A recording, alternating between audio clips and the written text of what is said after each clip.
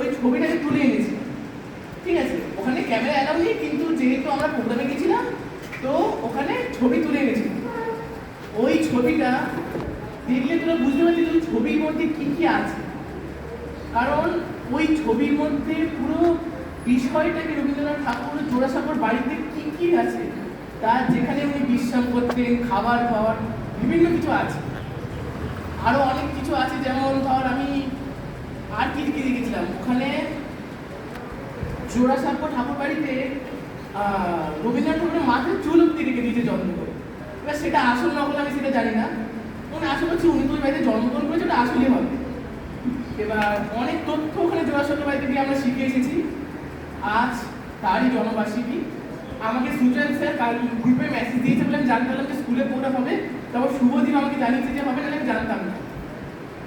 যাই হোক, আজ 25শে বৈশাখ, এখানে হেড স্যার, সুজয় স্যার এবং যাদের আছেন তাদের শ্রদ্ধা জানিয়ে এবং আমি যদি পারি প্রোগ্রামে একদম শেষ মুহূর্তে একটি কবিতা বলে প্রোগ্রাম শেষ করব। ধন্যবাদ। মাননীয় প্রধান শিক্ষক মহাশয়, ডক্টর মানস চট্টোপাধ্যায় মহাশয়কে আমি বলছি কিছু বলার জন্য, ওনাকে এখানে আহ্বান করছি। আমি বক্তব্য আগে খুব সংক্ষিপ্ত আকারে দেবো, বহুবার বিস্তৃত হয়েছি, একদম সংখ্যাগরিষ্ঠ দেরিও হয়ে গেছে, আমাদের দেরি হয়েছে মিনিট 15।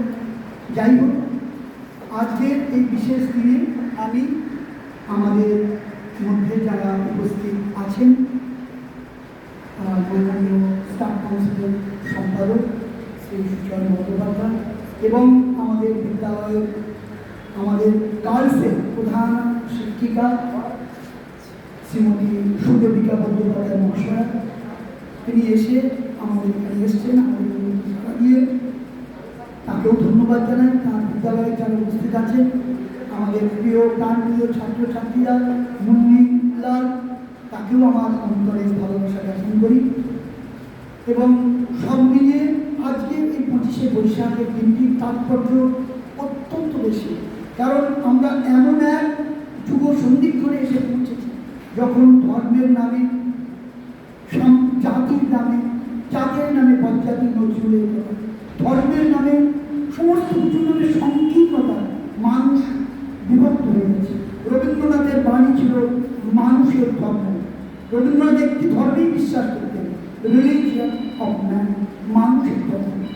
এই পৃথিবীতে আমরা আসি, যখন জন্মগ্রহণ করি, কেউ কোনো পরিচয় নিয়ে জন্মগ্রহণ করি না।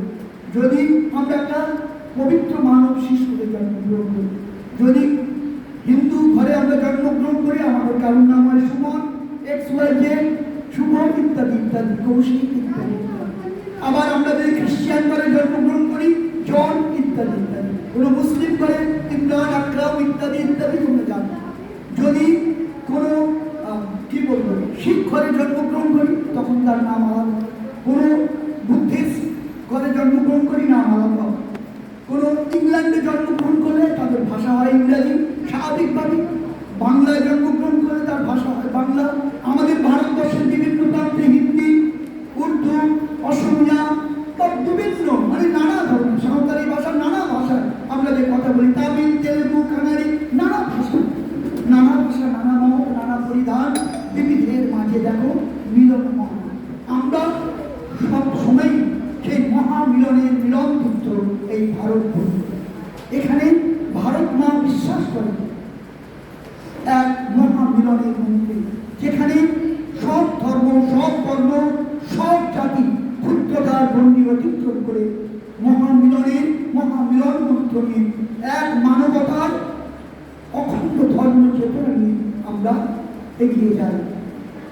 আমাদের সেই কথা আজ মনে রাখতে হবে, যখন আমরা চারিদিকে যুদ্ধ হচ্ছে, রাশিয়া ইউক্রেন, তোমরা জানো, আমেরিকার সঙ্গে ভয়ঙ্কর যুদ্ধ হচ্ছিল, ইরানের কিছুটা কেমেছে, চারিদিকে ইসরায়েলের সঙ্গে প্যালেস্তাইন ইত্যাদি ইত্যাদি। তোমরা জানো ভয়ঙ্কর যুদ্ধ বিধ্বস্ত পৃথিবীতে দাঁড়িয়ে যে কোনো মুহূর্তে তৃতীয় বিশ্বযুদ্ধের অশনি সংকেত আমাদের সামনে। যে কোনো মুহূর্তে তৃতীয় বিশ্বযুদ্ধ মানেই পরমাণু যুদ্ধ, পরমাণু যুদ্ধ মানেই তোমরা জানো কি হতে পারে, সারা পৃথিবী মুহূর্তে শেষ হয়ে যাবে।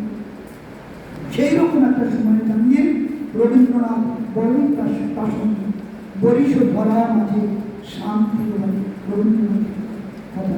রবীন্দ্রনাথকে আমরা স্মরণ করি কৈশোরে, যৌবনে, পৌরত্বে, বার্ধক্যে, সর্বত্র, ছোটবেলার সহজ পাঠে, সব শান্তি নিকেতনে, সর্বত্র রবীন্দ্রনাথ মুক্ত চিন্তায়, মুক্ত মানসিকতায় বিশ্বাস করবে। উগ্র জাতীয়তাবাদ রবীন্দ্রনাথের ধর্ম। আমাদের ধর্ম অপূর্ণ মানবতার ধর্ম।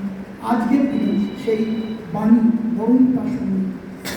কাজে এই কথা বলে আমি দু তিনটি কবিতা বলে আমি আজকে লিখতে চাই না। এই মূল প্রাসঙ্গিক কথা আমি বললাম রবীন্দ্রনাথ গীতা নিয়ে